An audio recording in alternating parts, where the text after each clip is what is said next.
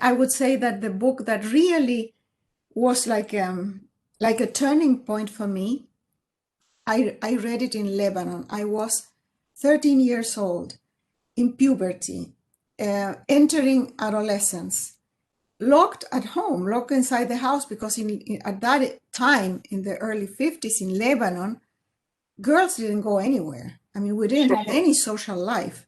I would go from school to my house and from the house to the school. By then, my mother had remarried, and my stepfather had an armoire locked with a key, where he kept his whiskey, cigarettes, chocolates, Playboy magazine, and four incredible volumes in red leather. It was the 1001 Nights. Oh. And it was hidden there because supposedly it was erotic, and because I would read anything that I could get my hands on, they had hidden it in the armor. But of course, we found the key. I mean, we had the key. We knew how to open the armor, my brothers and I. So while they would drink the whiskey and smoke the cigarettes and eat the chocolates, I would read with a flashlight inside the armoire these books that I couldn't mark. So I would have to be jumping. I couldn't mark because he would notice, my stepfather.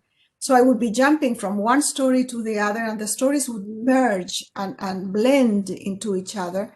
And so you would have a thief that climbs the balcony and gets into the harem, and then there is a flying carpet, and then there is someone in the bottom of the sea, and all these stories were mixed, and I could read them forever. I mean, because you could always sort of put them together in different ways. Right. So that book was for me the initiation of eroticism at a time when my hormones were exploding. Right. And fantasy. And all this locked inside my house in Lebanon, while the muezzin was calling for prayer in the mosque. Right. So, and the smell of the food and everything. I mean, it was a fantastic experience. And I say that was a turning point because although I didn't know it then, it comes back to me when I write.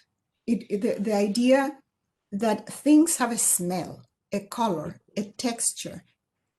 They taste somehow. That eroticism and sensuality is not about sex only. It's mostly about the other senses. And so all that is part of what I write, I think, comes from very early on in Lebanon.